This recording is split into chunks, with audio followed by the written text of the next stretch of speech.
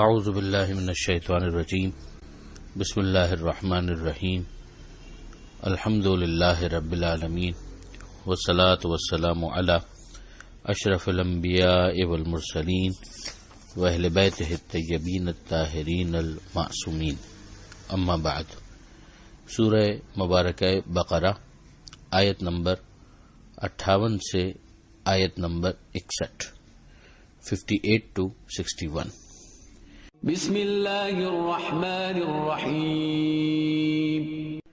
وَإِذْ قُلْنَا ادْخُلُوا هَٰذِهِ الْقَرْيَةَ فَكُلُوا مِنْهَا حَيْثُ شِئْتُمْ رَغَدًا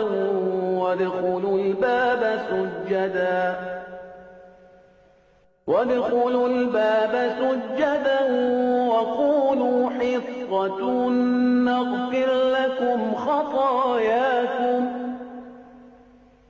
وَسَنَزِيدُ الْمُحْسِنِينَ۔ فَبَدَّلَ الَّذِينَ ظَلَمُوا قَوْلًا غَيْرَ الَّذِي قِيلَ لَهُمْ فَأَنزَلْنَا عَلَى الَّذِينَ ظَلَمُوا رِجْزًا مِّنَ السَّمَاءِ بِمَا كَانُوا يَفْسُقُونَ۔ وَإِذِ اسْتَسْقَىٰ مُوسَىٰ لِقَوْمِهِ فَقُلْنَا اضْرِب بِّعَصَاكَ الْحَجَرَ فَانفَجَرَتْ مِنْهُ 12 عَيْنًا قَدْ عَلِمَ كُلُّ أُنَاسٍ مَّشْرَبَهُمْ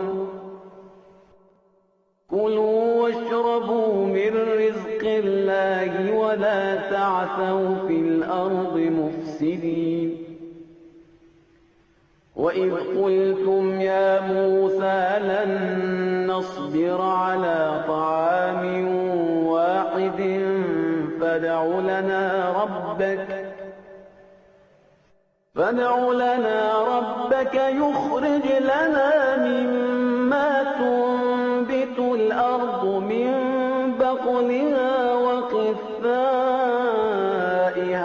وَفُومِهَا وَعَدَسِهَا وَبَصَلِهَا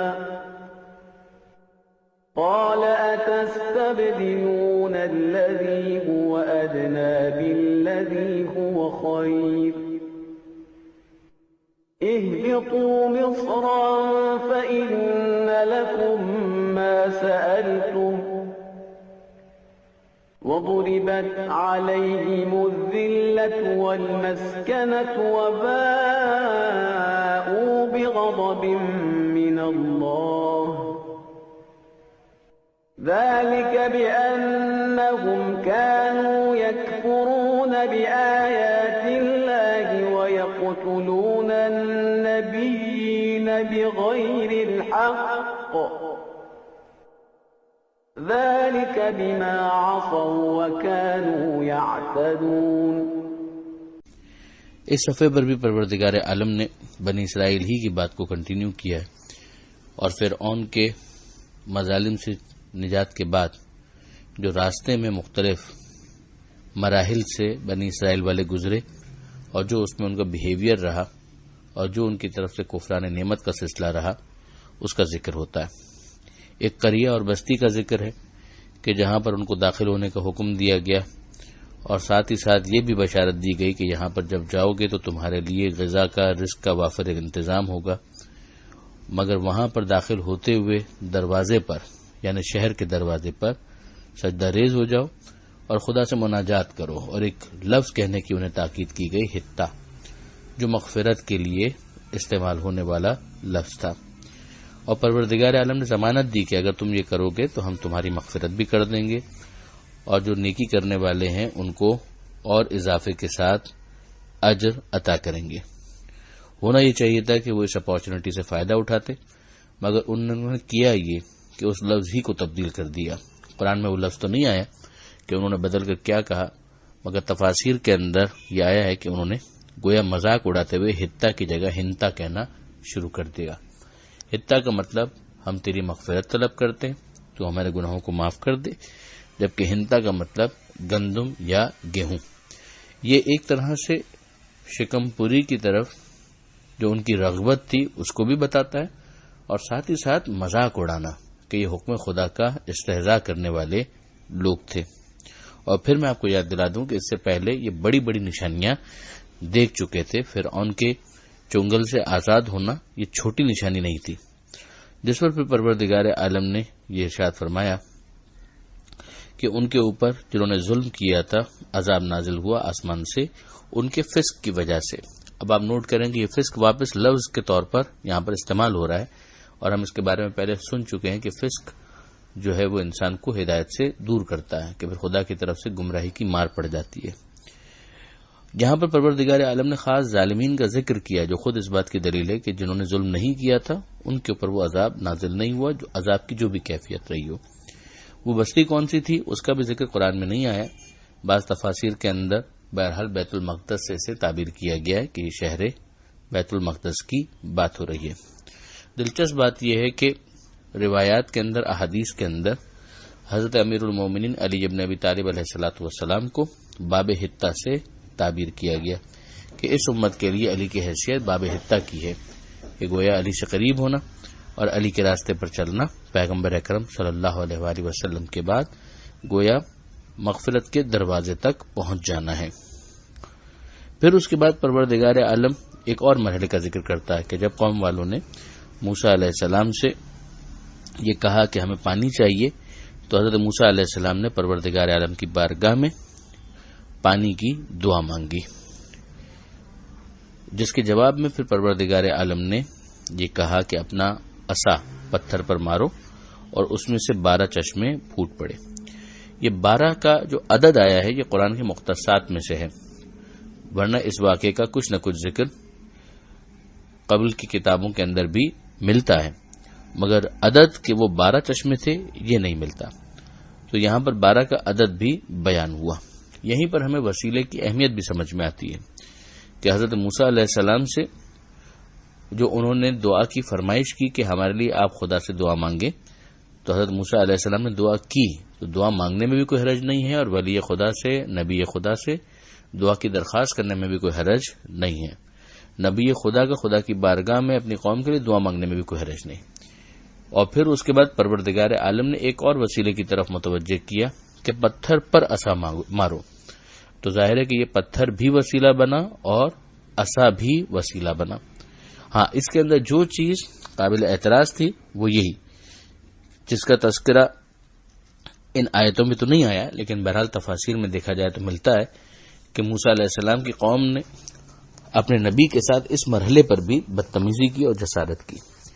وہ یقیناً قابل مذمت ہے، اور باقی تمام چیزیں اپنی جگہ پر درست ہیں، کہ کوئی حرج نہیں کہ کسی نبی یا ولی سے دعا کی درخواست کی جائے۔ پروردگار عالم نے بتایا کہ جب پانی جاری ہوا تو سب نے اپنا گھاٹ بھی پہچان لیا کہ قوم کے کون سے افراد کس جگہ سے اپنا پانی حاصل کریں گے، اور ساتھ ہی ساتھ نصیحت کی گئی کہ کھاؤ پیو رزق میں سے اور زمین میں فساد برپا مت کرو۔ پھر ان کی ناشکری کہ کسی مرحلے پر انہوں نے حضرت موسیٰ علیہ السلام سے یہ کہا کہ ہم ایک کھانے پر صبر نہیں کر سکتے۔ یہ انداز خود بتاتا ہے کہ کتنی جسارت تھی اس قوم کے اندر۔ اور پھر وہ لوگ کہتے ہیں کہ اپنے رب سے یہ کہیے، اب یہ انداز کہ اپنے رب سے کہیے، جبکہ وہ سب کا رب ہے، مگر اس موقع پر یہ کہنا کہ اپنے رب سے یہ کہیے کہ ہمارے لیے زمین سے سبزی فراہم کرے، ہم ککڑی کھانا چاہتے ہیں، لہسن کھانا چاہتے ہیں، مسور کھانا چاہتے ہیں اور پیاز کھانا چاہتے ہیں۔ تو آسانی کے ساتھ پروردگار عالم نے من و سلوہ کا انتظام کیا تھا۔ وہ درمیان میں ایک آزمائش سے گزر رہے تھے، خود ان کے اپنے کفران نعمت کی وجہ سے ان کے لیے مشکلات تھی،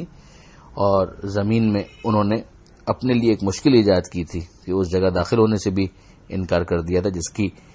تفصیل اپنے مقام پر آئے گی۔ تو اس موقع پر تو جو مل رہا تھا اسے وہ غنیمت جاننا چاہیے تھا، اور جبکہ من و سلوہ جو حضرت موسیٰ علیہ السلام کے آگے تعبیر بھی ہے کہ وہ بہتر تھا اس سے کہ جو یہ لوگ مانگ رہے تھے، تو ان کا یہ انداز خود اپنی جگہ پر بہت زیادہ گستاخی والا تھا۔ اس کے جواب میں موسیٰ علیہ السلام نے تبصرہ یہی کیا کہ تم جو بہتر چیز ہے اس کے بدلے میں کمتر کو مانگ رہے ہو، چلو اگر ایسا ہی ہے تو کسی شہر میں اتر جاؤ، تو جو تم چاہ رہے ہو تمہیں وہاں پر مل جائے گا۔ پروردگار عالم نے تبصرہ بھی یہ کیا کہ ان کے اوپر ذلت اور مسکنت کی مار پڑ گئی۔ ذلت کہتے ہیں بے قدر و قیمت ہو جانا، کہ جب کوئی ویٹیج ہی باقی نہ رہے، اور مسکنت کہتے ہیں کہ دوسروں کے سامنے جھک جانا، دوسروں کے سامنے پھر اس